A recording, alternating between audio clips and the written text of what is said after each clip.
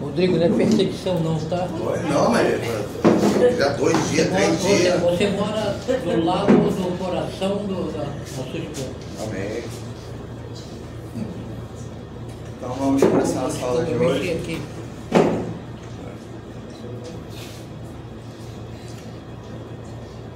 Vamos lá, hoje a gente vai começar, na verdade, continuar o assunto que a gente já está falando. Essa vai ser a terceira aula dentro desse artigo 19 do Chamati, porque tem muita coisa a se falar sobre ele.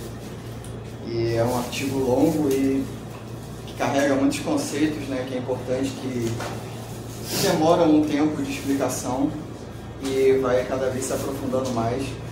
Então hoje é a terceira aula do artigo número 19 do Chamati.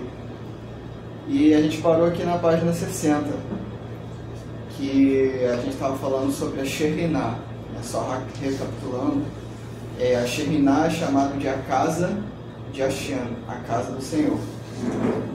E ele vai trazer um Salmos de Davi que diz que eu possa habitar na casa do Senhor todos os dias da minha vida. E ele vai explicar que a casa do Senhor é a Santa Shekhinah, que a gente já viu. A Shekhinah é um grande vaso que habita a presença divina. Então a intenção do salmista é que ele sempre esteja na presença divina, sempre ele esteja trabalhando dentro da intenção do Criador, que é a luz divina, a intenção de doar. Então que estejamos sempre influenciados por essa luz de doação, não querendo somente que ela nos beneficie o tempo todo, mas querendo com isso que sejamos recipientes que não retêm, mas recipientes que recebem e doam, que sejam condutores da presença divina no mundo. Essa é a real intenção de estar conectado com a Shekhinah. Aí ele continua: isso significa que o que se sente que precisa do Criador, visto que no estado de trabalho espiritual, vê que não existe ninguém no mundo que não possa salvar desse estado, ou seja, a sua condição animal, sua condição de receptor. E ele vê que nesse estado ninguém pode ajudar ele que não seja o Criador. Então ele tem uma percepção de que o bem, o mal, todas as coisas que aparentemente são dualismos, provém do Criador, e que o Criador é a fonte de tudo, até aquilo que aparentemente ele não vê como vindo do Criador. Porque às vezes a gente tem uma percepção de que existem coisas que duelam com a força do bem, que a gente vê como a força do bem o Criador, e uma força oposta que faz oposição a ele, e que muitas vezes as pessoas têm a visão assim de que é um inimigo do Criador, é uma força que faz oposição a ele. Mas na verdade o que o Baruch está falando aqui é que ele vê que nada pode ajudar ele a não ser o Criador, e nem por exemplo, as cascas, as klipot, elas são separadas, são uma força contrária ao Criador, mas elas são estados de ocultação da própria luz. E voltando, só para a gente relembrar o que a gente está falando aqui na leitura desse artigo, que as ocultações, elas são discernimentos, são diferenças de graus. Por isso que não existem sefirotes para o Criador. Não existe sefirá no Criador. Porque sefirá denota um discernimento. É uma luz e um vaso. Não existem mundos para o Criador. Porque mundos se relacionam com o conceito de diferenças, de discernimentos, de graus de ocultação ou revelação. Então, nada disso existe no Criador. O Criador está acima de todos esses conceitos. Essas coisas existem dentro do Tzimtzum, ou seja, dentro da criação, o grande vaso que se criou.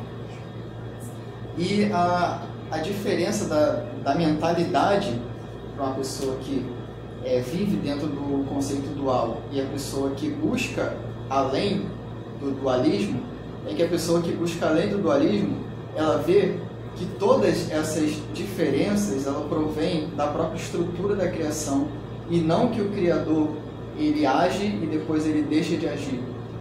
O Criador age e depois ele muda de opinião com a criatura, como se fosse um homem, como se Deus fosse um projeto de homem, ou seja, um super-homem,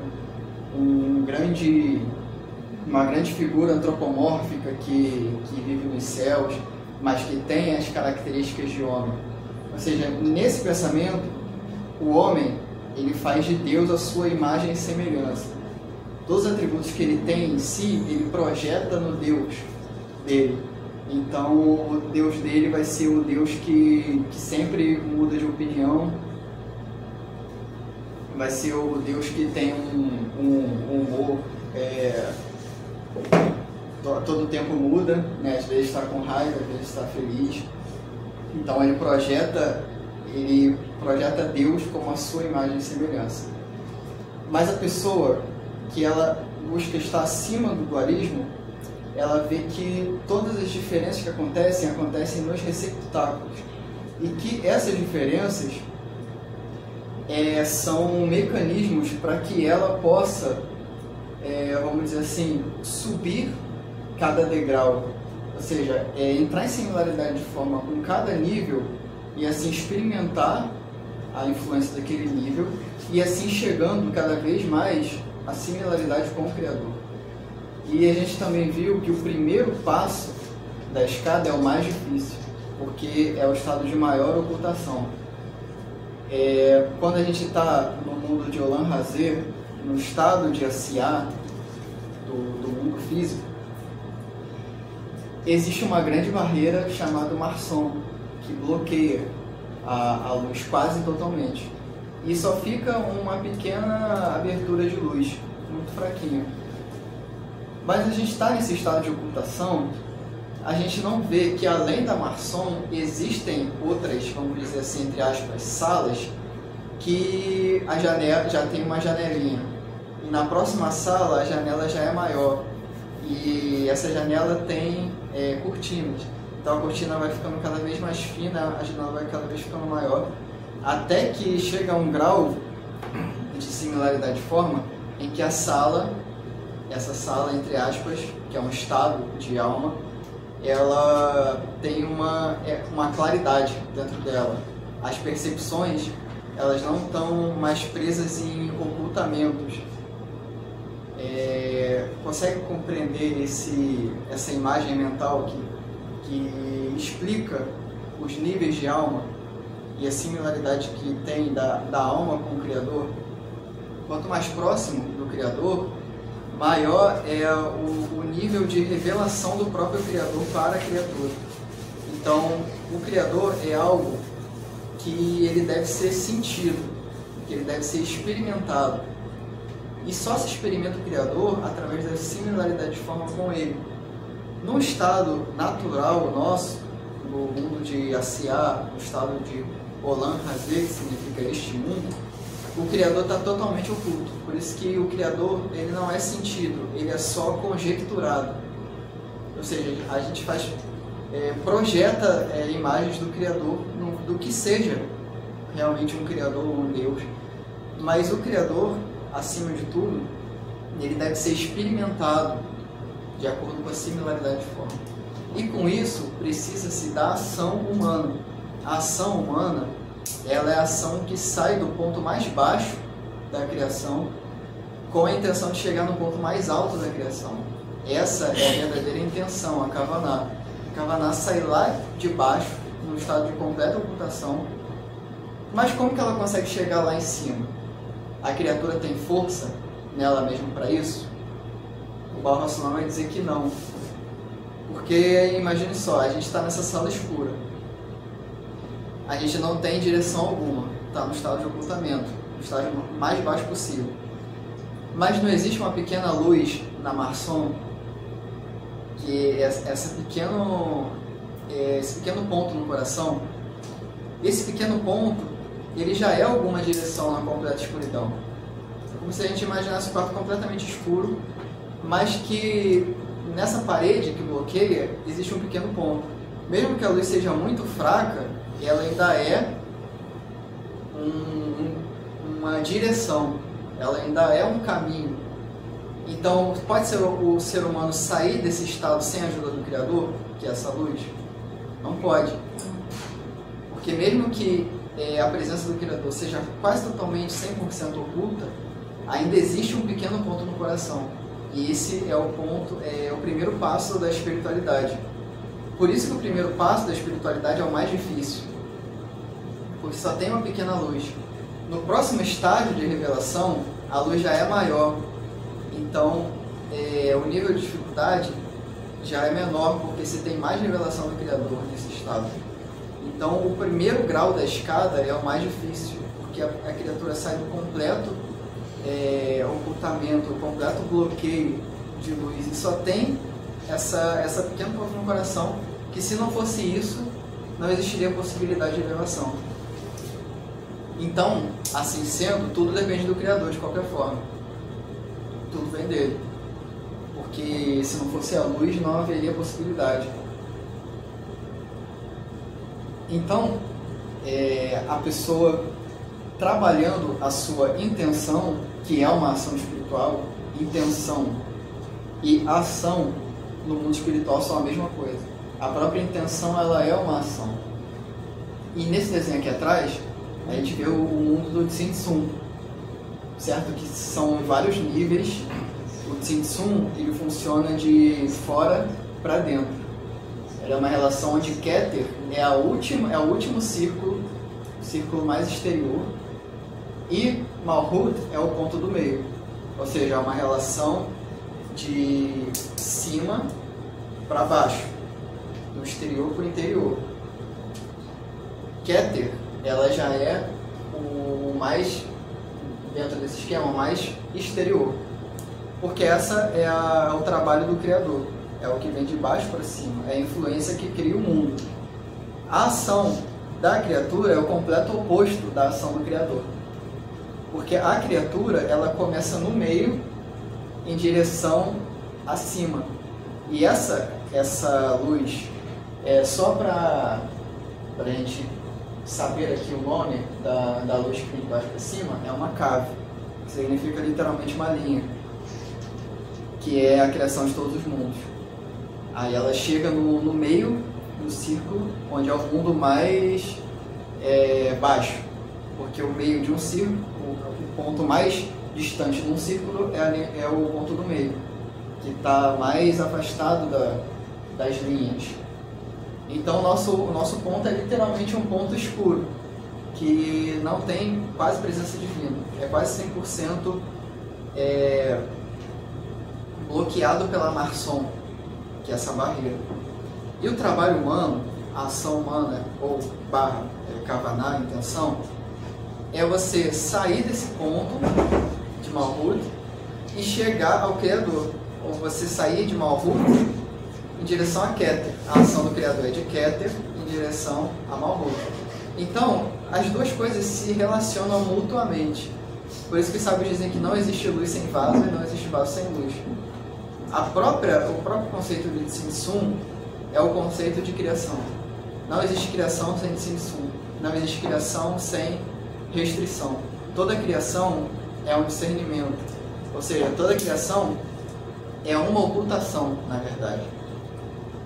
Até o mundo de Atzilut já é uma ocultação, mesmo sendo um mundo extremamente próximo do próprio Criador. É um mundo que a gente imagina um estado elevadíssimo, que está acima de toda a matéria, ainda é um nível de ocultamento. Só que um nível de ocultamento onde está muito revelado a luz do Criador, mas mesmo assim é um ocultamento. O próprio conceito de Tsin Tsun é um ocultamento, isso que a gente tem que entender. E o Tsin Tsun, ele não existe somente a gente imaginando que possa ser o universo. Todo o conjunto do universo, a soma de todas as coisas, é chamado de Tsin Tsun. É como se fosse uma bolha, onde dentro dessa bolha existem vários níveis, até que no meio está a gente. O conceito de Tsin ele não está limitado a isso. O Tsin ele existe dentro de cada ser humano, dentro de cada criação. Dentro da nossa alma existe um Tsin, porque nós, como criaturas finitas, nós temos uma estrutura espiritual, um aparato psíquico, uma interioridade e uma exterioridade que se expõe ao mundo. Isso é uma estrutura de Tsin que existe dentro de nós. Quando a gente tem um sentimento, o sentimento ele é já um Kli, e todo Kli ele é uma espécie de Tsin.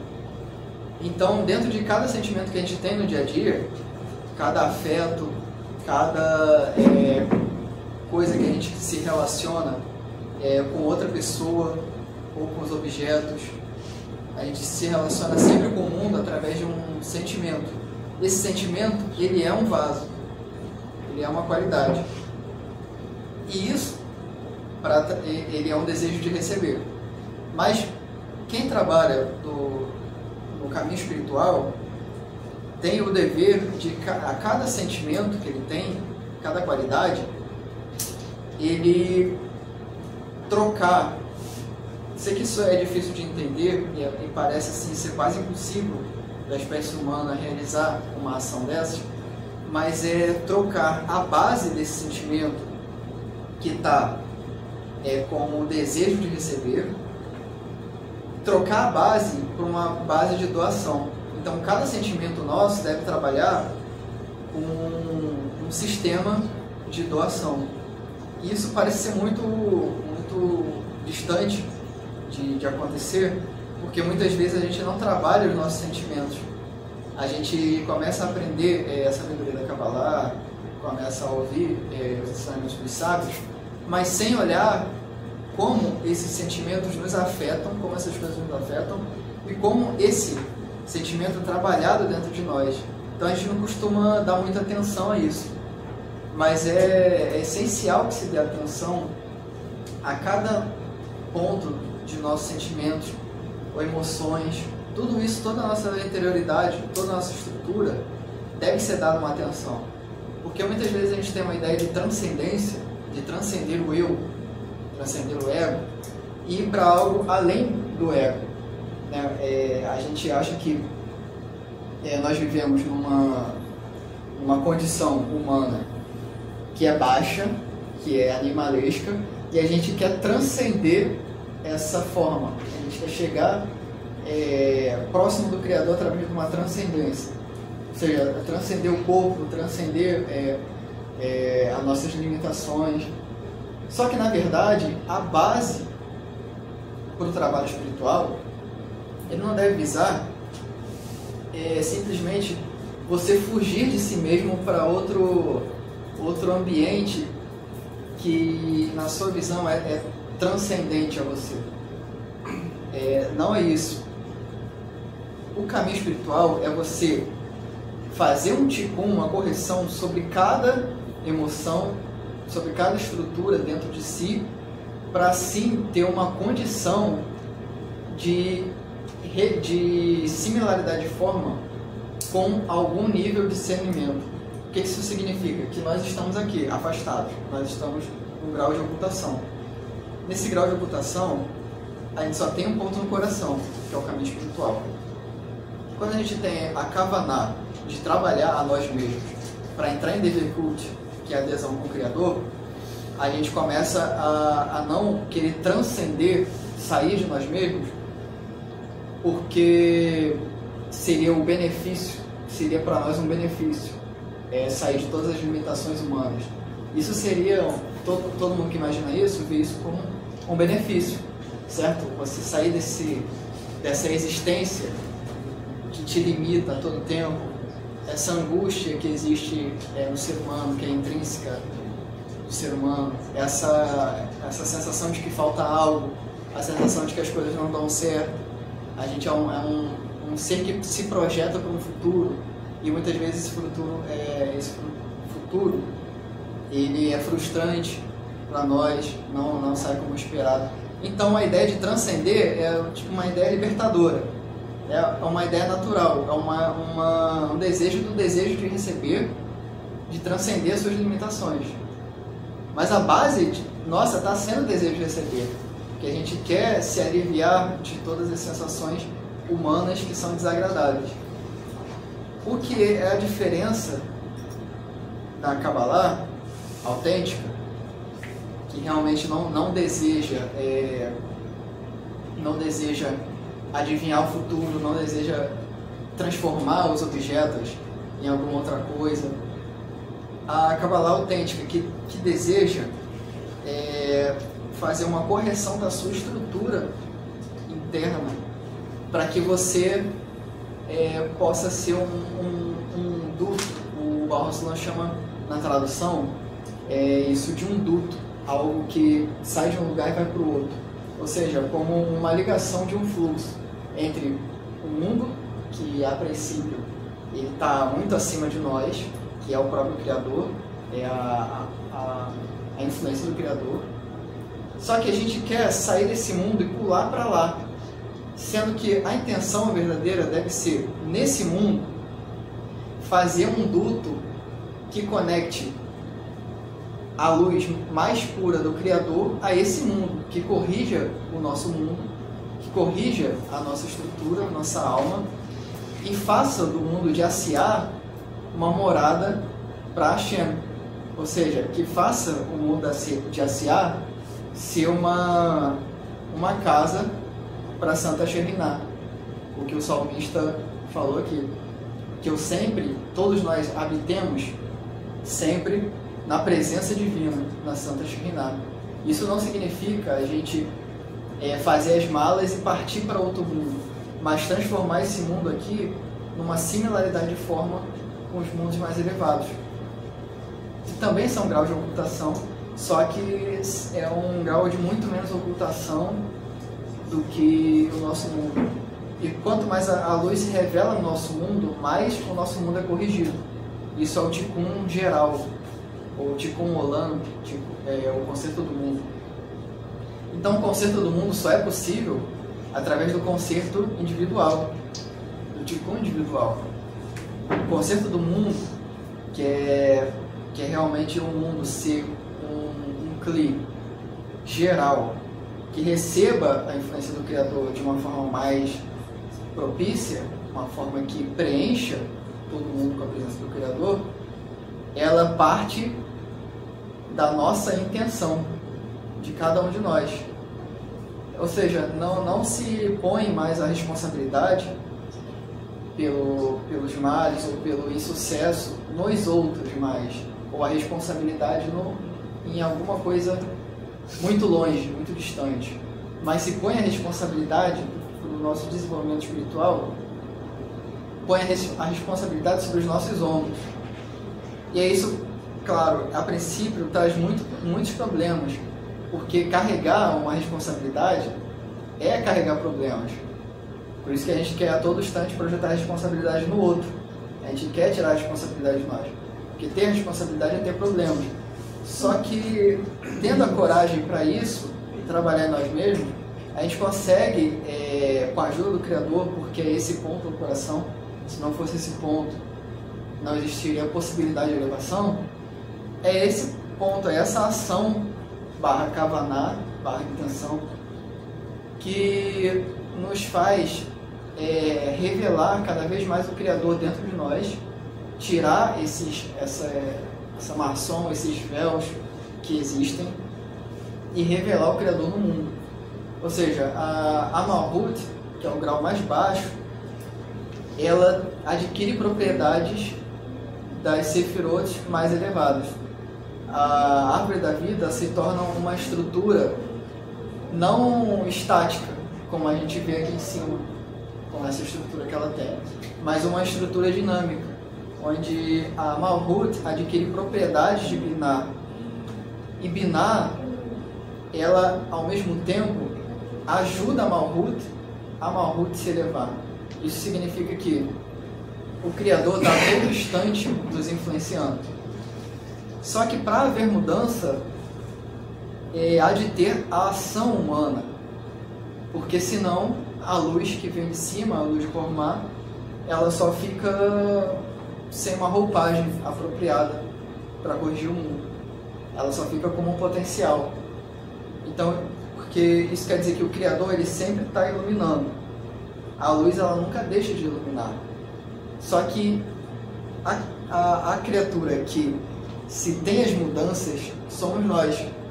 Então, quando a gente, por exemplo, só para dar um exemplo mais prático, quando a gente está com desafeto com algo, a gente fica bloqueado para esse algo. A pessoa pode explicar da forma que for, pode fazer a gente entender de 1000 formas diferentes, mas se o nosso afeto, o nosso sentimento está instintivamente contra o outro, a gente está bloqueando. A gente não está em similaridade de forma com aquilo. A gente está bloqueando mesmo que aquilo seja muito evidente. Para nós, aquilo não será evidente. Então, quando a gente está com uma abertura para a mudança, para isso, para receber do Criador com essa intenção apropriada, é que a gente consegue realmente se conectar. E com isso tirar esses bloqueios que existem entre a luz e o vaso. Então a luz e o vaso, eles se correspondem entre si. Isso que é a criação. A criação é uma constante interação entre o Criador e o Cli, a criatura. É uma constante interação. Só que a gente não percebe, porque a nossa intenção basicamente não é essa. Nossa intenção é só receber por receber. Por isso que não existe uma conexão, uma abertura de nós para com o Criador. Mas sempre é uma abertura do Criador para conosco. Essa é a diferença. Por isso que o Criador sempre age, como diz o Rambam. O Criador, ele sempre está em ato. Ele nunca está em potência. Porque ele nunca está deixando de agir certa hora para uma hora mais tarde começar a agir. Esse estado é próprio do Kli, da criatura. Então o Criador está sempre aberto. Por isso que o nome do Criador também pode ser chamado de aquele que faz o bem às suas criaturas. Aquele que sempre está fazendo bem às suas criaturas. Ele está sempre aberto à doação. Ele nunca é condicionado a estar ou não. O que é condicionado somos nós, parte da criatura. É por isso que é tão trabalhoso trabalhar a nossa natureza. A nossa natureza não é fácil de ser trabalhada. As coisas são muito difíceis. Na teoria, ela parece mais fácil, mas na prática ela é mais difícil, é dura. Porque a nossa natureza é a natureza de receber. E quando algo que tem uma natureza vai contra a sua natureza, ele vai literalmente remar contra a maré. Ele vai enfrentar a gravidade da sua natureza para querer ir acima da sua natureza. Ou seja, ele vai remar contra todas as forças que lhe são próprias, que lhe são naturais. Por isso que é difícil. Por isso que é muito mais fácil a pessoa seguir sem refletir sobre nada. Só viver a vida como ela foi dada. Mas a gente somos seres complicados, a gente sempre complica tudo. E o ser humano dentro de si tem as grandes questões. Bem isso aí mesmo. As grandes questões que existem no ser humano são sempre as coisas que nos inquietam. Então seria mais fácil se a gente não fosse nem consciente de nada. Só vivêssemos como animais e vivesse a vida dos animais e depois morresse. Mas já que a gente tem consciência das coisas, a gente tem que trabalhar essa consciência, já que a gente tem a possibilidade de ir contra a nossa natureza, por que não explorar a possibilidade de ir contra a nossa natureza? Então essa é uma das maiores lições assim, que acaba lá atrás, que é você olhar para si, não simplesmente para cultivar o seu ego, mas olhar para si em busca da mudança si. Porque nós temos a possibilidade de uma mudança interna muito forte. Mesmo que a gente reme contra a maré, mesmo que toda a nossa natureza vá contra esse caminho. Mas o Criador, ele dá um ponto no coração, em cada coração. Em cada coração há um pequeno ponto. E esse pequeno ponto é uma raiz. Esse pequeno ponto é como se fosse um pequeno embrião. E esse embrião, ele tem a possibilidade de se desenvolver. Então, uma pessoa que busca a todo instante fugir de si mesmo, ela não desperta o ponto no coração. Ela age no mundo como lhe foi dado a sua natureza, mas o ponto no coração fica sempre lá, como uma possibilidade, como uma abertura para o caminho espiritual. Basta a pessoa querer se desenvolver esse embrião ou não. Então todos nós temos a possibilidade, não existe a possibilidade da não possibilidade.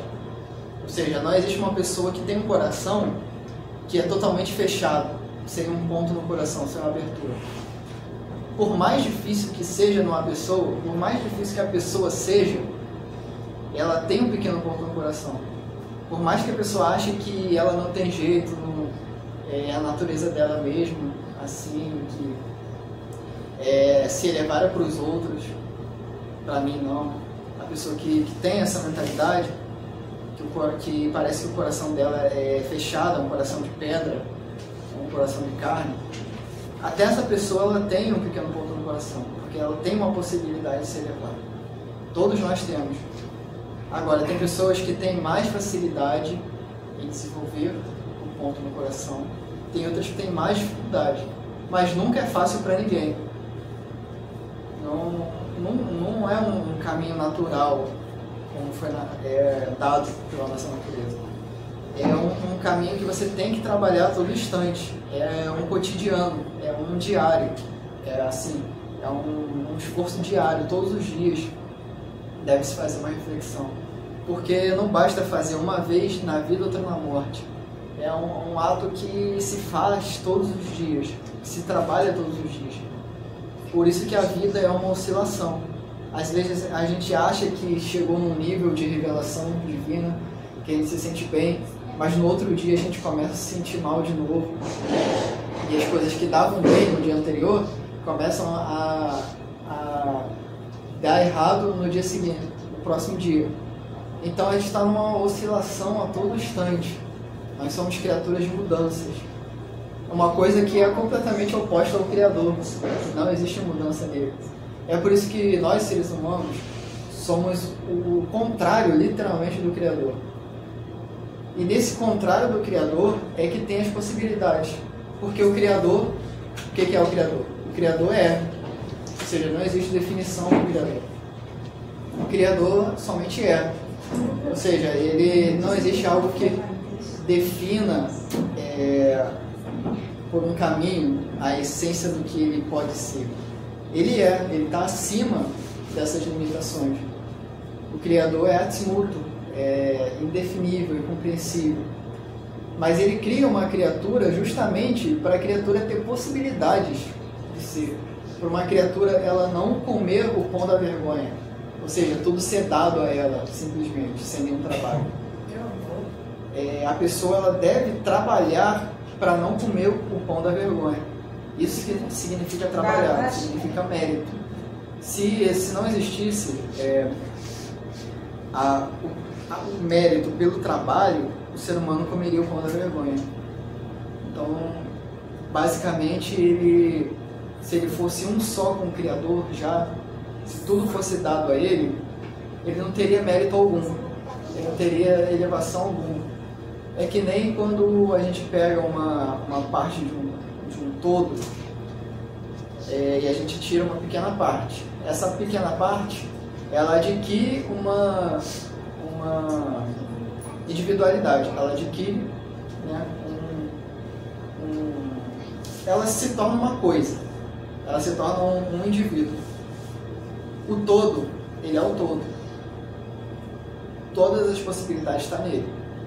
Ele não tem discernimentos. Mas a partir do momento em que o Criador ele se restringe, ele faz basicamente isso. Tira uma parte do todo e essa parte se torna uma identidade, uma alma, um indivíduo ou indivíduos. Mas ele em si não sofre mudanças. Ele é um todo que não pode ser definido. Essa é a grande diferença entre o ser humano e o Criador. O Criador, ele não é uma imagem do homem. Ele não é feito segundo a imagem e semelhança do homem. O Criador está acima de tudo isso. Porque ele pode se aproximar do Criador mesmo estando no grau mais baixo possível da criação. Ele é a criatura que tem essa possibilidade de elevação de alma. Isso que significa elevação de alma. Então, assim, falando parece fácil, mas uma reflexão diária é muito necessário, porque às vezes a gente está com a sensação que a gente está no estado X e que a gente já corrigiu as nossas midot, são as emoções. Então a gente adquire uma sabedoria. E por adquirir uma sabedoria, a gente se acha acima dos outros. Só que isso, não importa o nível de conhecimento que você tenha. Pode ser uma enciclopédia humana, pode ser uma biblioteca inteira dentro de si, de conhecimentos. Isso ainda vai te afastar do Criador. Porque a intenção sua não está sendo entrar em similaridade de forma com o Criador. Então pode ter todo o conhecimento do mundo. Conhecimento não significa aproximação do Criador. É por isso que o Criador está acima da razão humana. Conhecimento não significa que uma pessoa que tem muito conhecimento está mais próxima do Criador e uma pessoa que não tem conhecimento está mais afastada. Saber como puro dado, como dados, como uma coleta, uma coleção de dados, um banco de dados, não significa que a pessoa é elevada. Significa que a pessoa consegue reter muita informação. Ela tem uma boa memória, tem uma boa estrutura mental e consegue guardar muita coisa. Isso não significa que ela está mais perto do Criador por isso.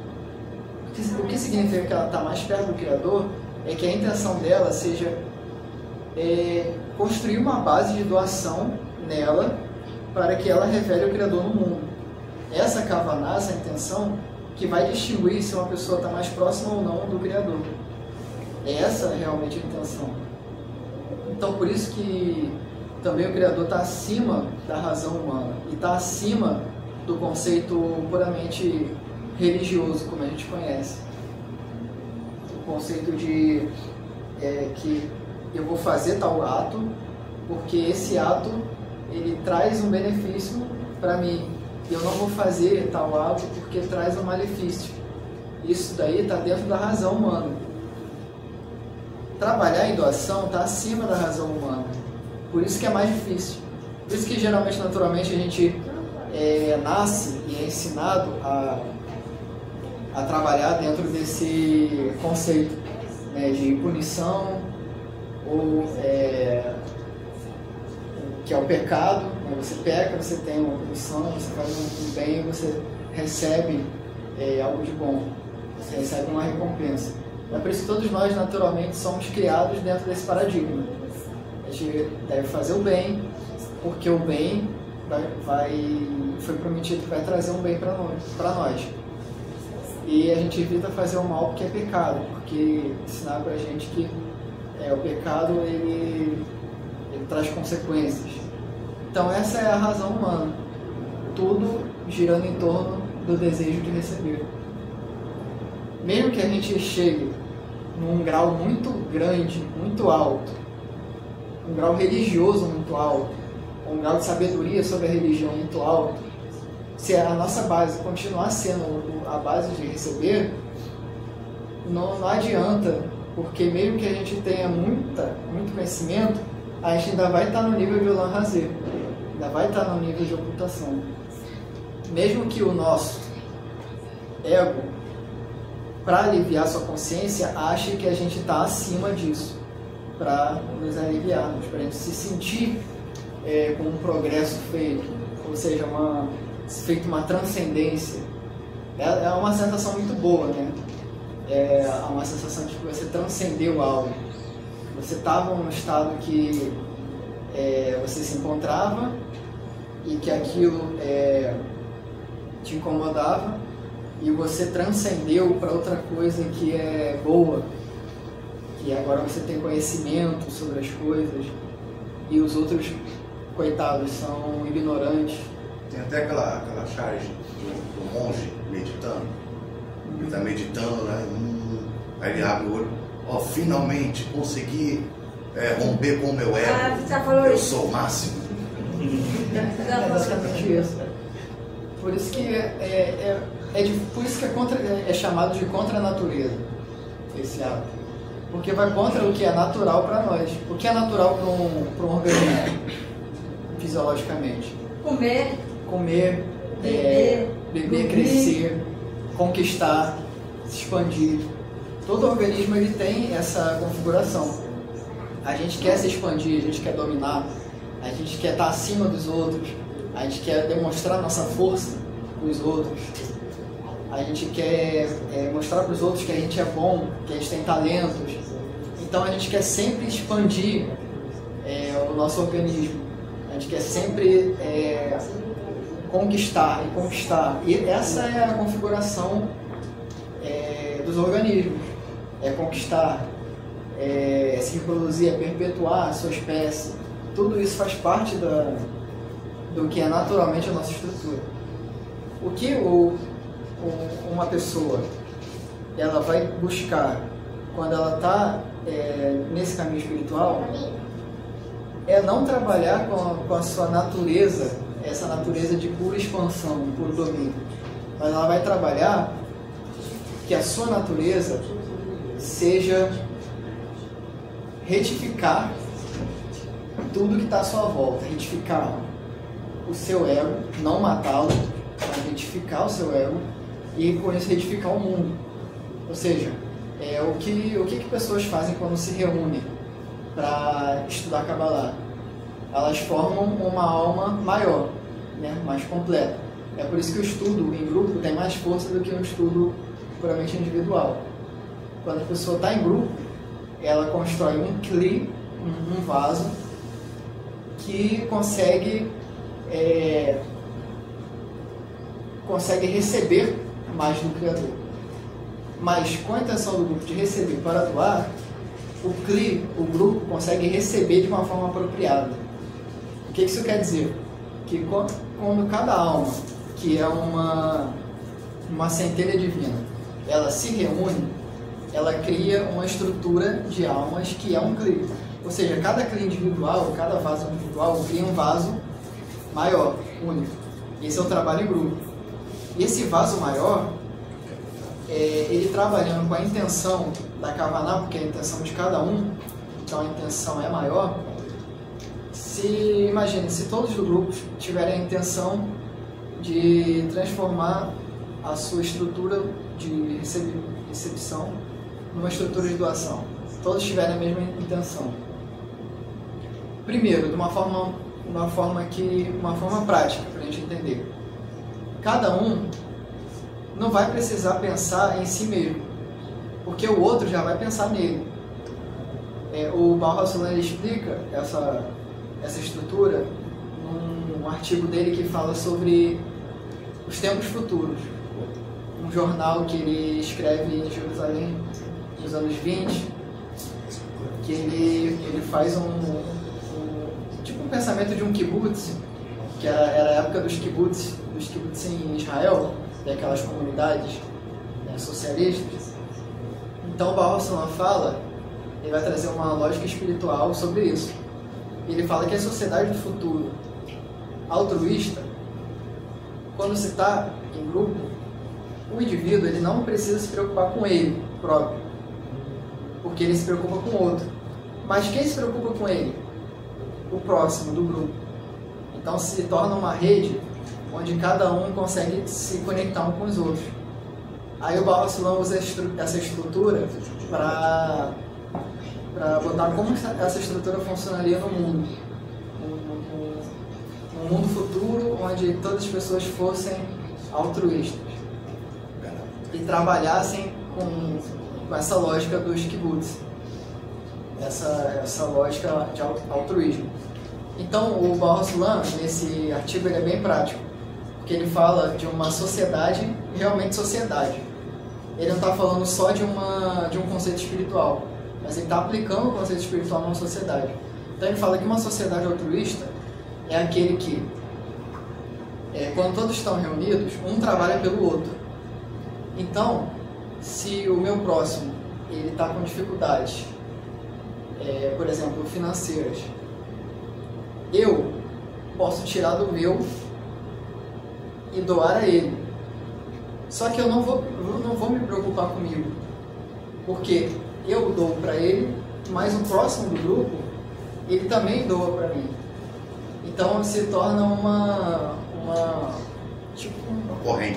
corrente onde todos os elos eles estão ligados um ao outro. Hoje, na hora que eu estava vindo para cá, Samanta parou para comprar um queijo lá na mercearia. Aí estava aquele senhor que gosta de ficar batendo papo para todo lado. Aí ele falou para mim, eu achei um celular ontem. Aí a moça ligou procurando o celular, eu falei para ela, me encontra ali no Mundial que eu vou devolver o celular. Aí ele se gabando, não, que está fazendo bem e tal, Mas aí ele falou, mas sabe por que eu fiz isso? Porque uma vez eu perdi a minha carteira por R$380, com cartão com tudo dentro. E um rapazinho achou, e aí ele me devolveu, ele não tirou um centavo. Ou seja, aquela boa ação que aquele garoto fez lá, mexeu na consciência dele, de forma que ele também sentiu a obrigação de fazer o bem, quando ele precisou. Deu frutos, é uma ação que dá frutos. Então o Baruch HaSulam ele projeta essa ideia numa sociedade futura, uma sociedade onde cada um ele não vai só se preocupar com o seu próprio umbigo, como é a lógica capitalista. E todos nessa sociedade eles têm a capacidade de fazer o seu trabalho, porque assim as pessoas acham que numa sociedade desse modelo todo mundo deixa de trabalhar, que todo mundo deixa de trabalhar e vai receber do céu. É como se fosse uma sociedade de monges, onde eles ficam sentados um perto do outro e esperam as coisas caírem do céu, se realizarem por si mesmo. Essa tá aí uma diferença para essa sociedade e para a sociedade de Baruch HaSulam. Ele vai falar que não é isso. Não é que as pessoas deixem de trabalhar, não deixem de prover o sustento. Como se todo mundo sentasse, se reunisse, dasse as mãos e ficasse meditando para uma transcendência. Mas ele fala que cada um vai trabalhar segundo as suas capacidades. Se você é melhor do que eu em alguma coisa, no seu ofício, você trabalha nesse ofício, você é bom nisso, você dá resultados nisso. Eu tenho uma vocação para trabalhar em certa coisa. Com essa vocação que uma pessoa tem para trabalhar com certa coisa, ela provê com isso a sociedade. E o outro que tem certo ofício, é bom ele prover essa sociedade com o trabalho dele. Então as pessoas não deixam de trabalhar, só que elas se tornam autônomo. Trabalha naquilo que gosta. Sim, exatamente. Não é aquele tipo de trabalho onde a pessoa ela vai exigir tudo de si, ela vai dar assim a questão de não você trabalhar para viver, mas viver para trabalhar. Sabe essa lógica? Onde a pessoa se mata e sacrifica tudo pelo trabalho, que a pessoa fica maluca, fica cheia de problemas. Chega em casa morrido. Exatamente. A pessoa, mesmo que ela odeie o seu trabalho, ela odeia as pessoas do trabalho dela, mas ela se obriga a fazer isso porque ela quer ela quer o dinheiro, ela quer a sociedade chamada de sociedade do desempenho, que as pessoas ficam doentes de tanto desempenho. Competição, inimizade dentro do ambiente de trabalho. Isso existe muito no ambiente corporativo. O ambiente corporativo funciona muito dessa forma. Se uma pessoa dá mole, a outra dá uma rasteira. A mente corporativa é assim. Exatamente. Exatamente. E nessa sociedade que o Borges projeta, é um exemplo plástico, um exemplo prático da estrutura de doação da alma. É uma estrutura da alma humana retificada, corrigida no mundo.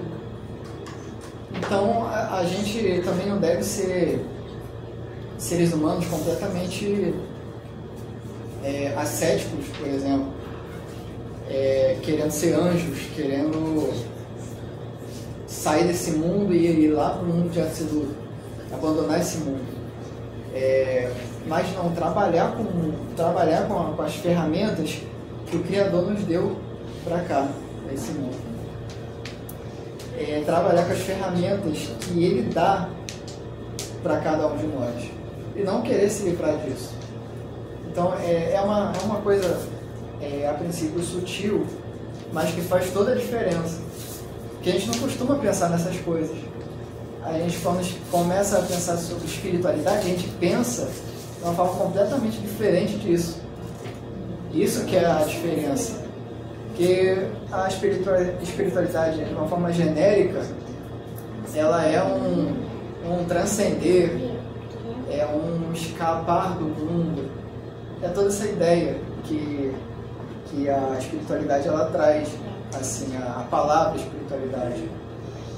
Mas a gente tem que desestruturar também essas coisas que a gente entende como senso comum. Porque praticamente quase tudo a gente entende como senso comum. Até a espiritualidade a gente entende como senso comum. Então procurar a gente refletir todos os dias. Não é uma vez sim e depois esquecer, mas é refletir sobre esse assunto todos os dias. O que significa realmente espiritualidade? O que significa elevação? O que significa se aproximar do Criador? É ir se perguntando. E quando a gente vai começando a se perguntar sobre essas coisas, os problemas começam a aparecer. Porque a gente está pensando sobre isso. Aí os problemas realmente aparecem. E, assim, estar consciente dessas coisas é realmente estar consciente dos problemas dessas coisas. Então é um trabalho árduo, é um trabalho diário. Estar consciente dessas coisas, que abre um espaço para correção. Não simplesmente tomar algo pelo vício da palavra, como a espiritualidade foi ensinado a nós que é tal coisa. Então, por senso comum, até parece coisa intuitiva, parece uma coisa intuitiva da cabeça humana. Só que até a intuição é uma construção também, uma construção social, uma construção histórica.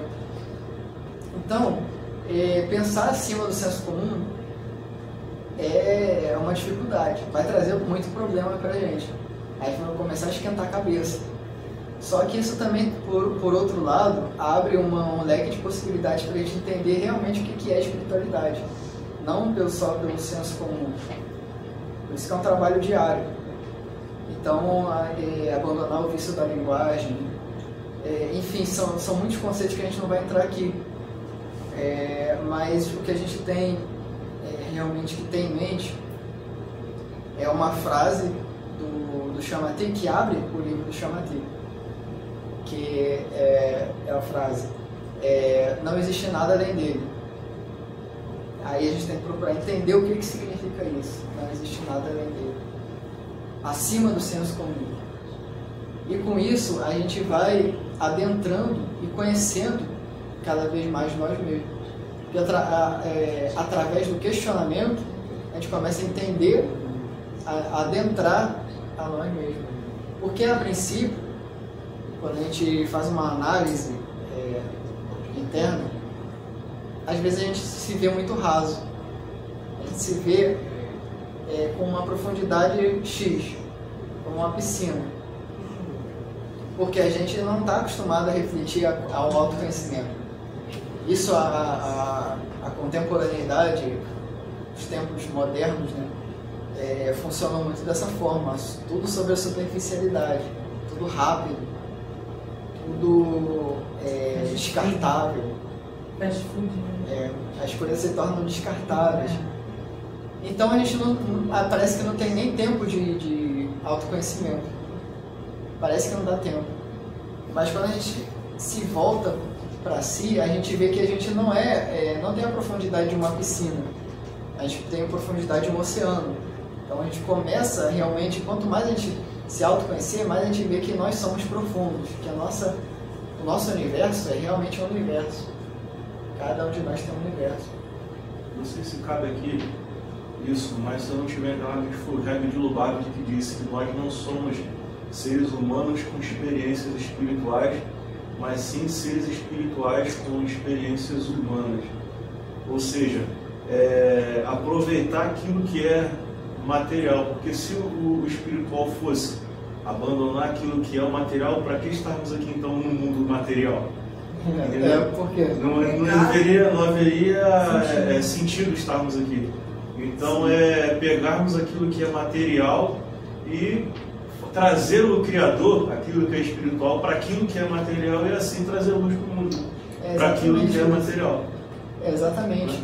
Porque não faria sentido. Porque se a materialidade não presta, não serve para nada, por que nós fomos criados como seres materiais? Por que o mundo é esse? Para não prestar também.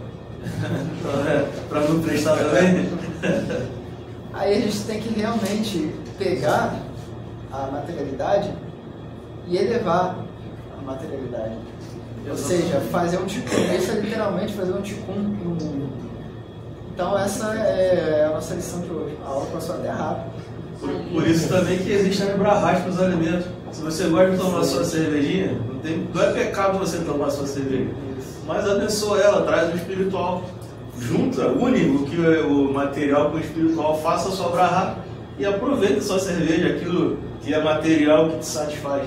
Mas trazendo o espiritual junto. O pecado não está em possuir as coisas, está em ser possuído pelas coisas. Exatamente. Exatamente. Então é isso. Não possui, é ser possuído. Para o assento. Para o assento. Tem que ter controle.